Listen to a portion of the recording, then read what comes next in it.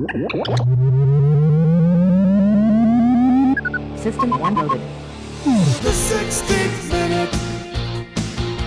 The 16th minute of PZW. Ladies and gentlemen, welcome to the newest installment of the 16th minute.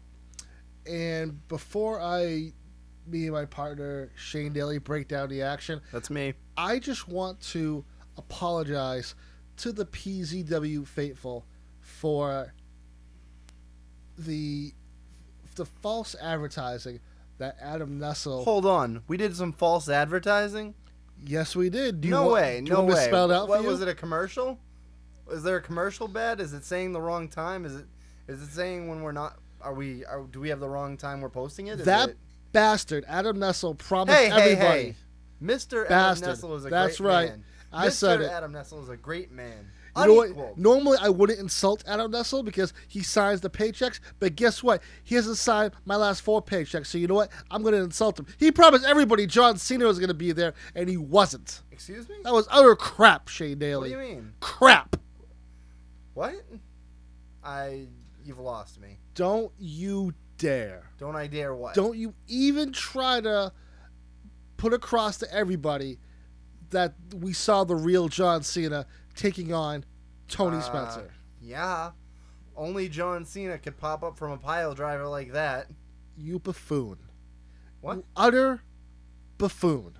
What are you talking about? Okay, Tony as you all Spencer, saw, if you all saw it, Tony Spencer on the last episode of Project Zero Wrestling defended the PZW Championship boldly against WWE superstar John Cena.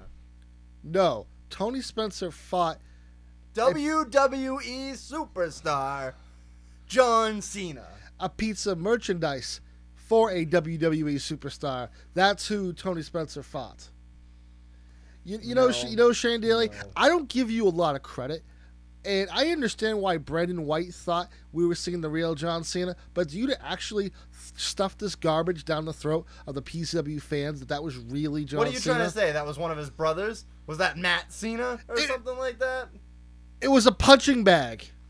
Look, just because Tony Spencer went over on him so strongly, that doesn't mean that you can call a former WWE champion a punching bag.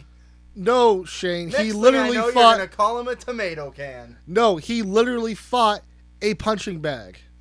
No, he literally fought John Cena. Why are we so confused, Atlee? Is there something you're missing? Is your brain rattled too hard from when Mr. Adam Nessel slammed you? I think your brain is rattled too hard. I think anybody that thought that was the real John Cena, their brain was rattled to the ultimate extreme because Tony Spencer, and more importantly, Adam Nessel pulled the wool over everybody's eyes. They advertised John Cena, and instead we got a John Cena toy against Tony Spencer. You're And absurd. I expected more from Tony Spencer than to pull out shenanigans like that. You know, I expected more too.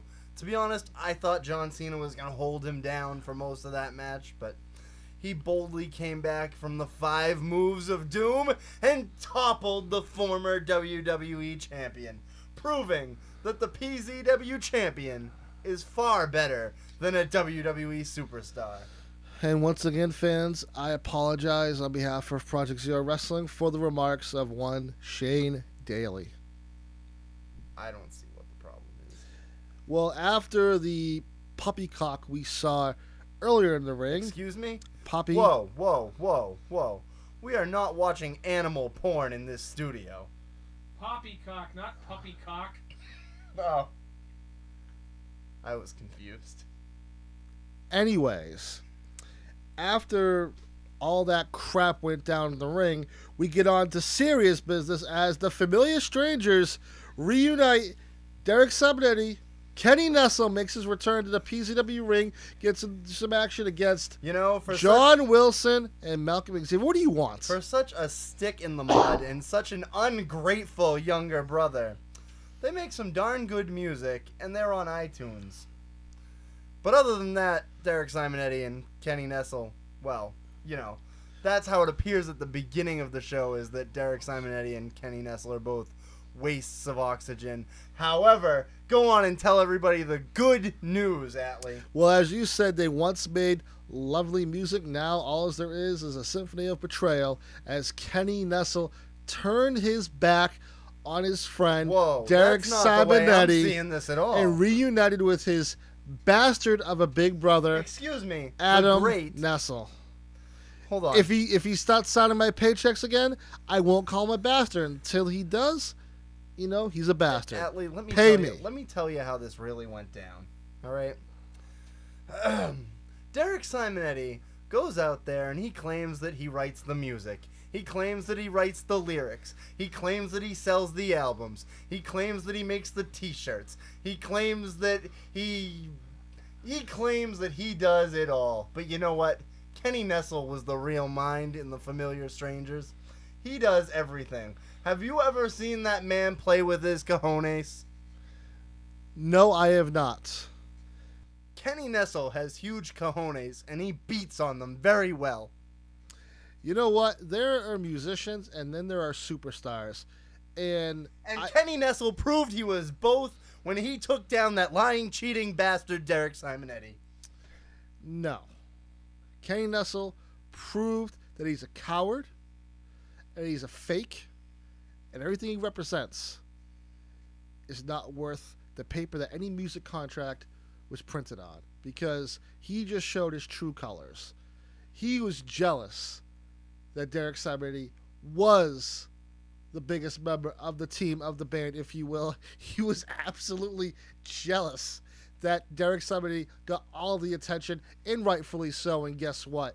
He sucker punched Derek Simonetti, because that's the only way he realized that people would pay attention to him.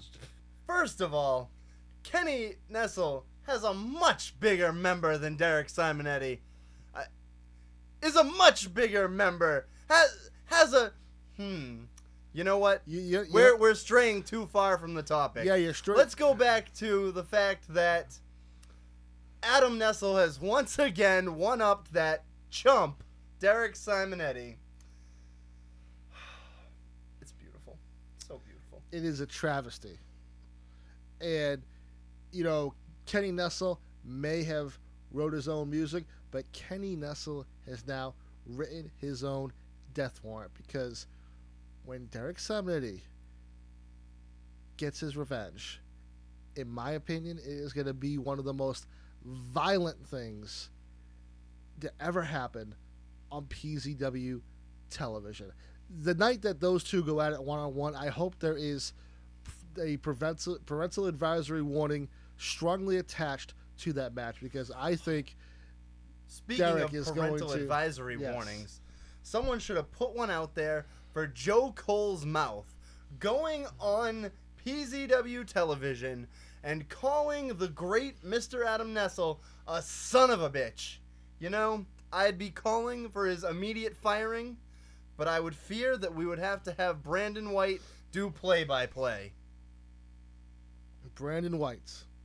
I love this commentary. I don't like him. I'm scared to death of him. I love this commentary. Where did he put the nail? I still don't know. But one thing I will tell you is Undercard Warriors had a little bit of class this week in the form of one Union Jack. I mean, I've never heard a Brit lose the accent in and out so much, but at the same time, it was just great seeing him host the show, interview people, which led to the main event of Undercard Warriors, the recently demoted and former PZW champion, Tommy Corbin, the wrestling machine, taking on Joey Warner. I'm sorry, I choose not to acknowledge that he was ever on Project Zero Wrestling. As far as I'm concerned, he's just starting out. Good luck to you, Tommy. Maybe, just maybe, you'll have a good attitude this time around. Well, those of us that live in reality saw Tommy Corbin do what he does best, and that's wrestle and defeat one Joey Warner in a match. He said at the top of the match that Joey Warner is a very talented individual. He is indeed. He just has to find his footing when he eventually does. We're going to see Joey Warner on Project Zero Wrestling, but it was not to be this night. Tommy Corbin pins Joey Warner for the 1, 2, 3, and then Union Jack has the displeasure of interviewing Joey Warner. And I think Union Jack found out quickly that he may not want to mess with Joey Warner because of the fact that he saw the sign, Joey Warner, do not enter, do not pass go. But guess what? Joey Warner was right in front of him, and he was wise to be very complimentary. It looks to me, now I'm just saying it looks to me like Union Jack left his tea and crumpets in his other knickers, if you know what I mean. You always have to bring up the British thing. Why? Because half the time he's British. This is true. I say 3/4. Anyway, that's going to do it for this installment of the 16th Minute. Make sure you check out pzwrestling.com for all things Project Zero Wrestling. My name is Atlee Greene. You don't need to hear from Shane Daly. See you next time. The 16th minute.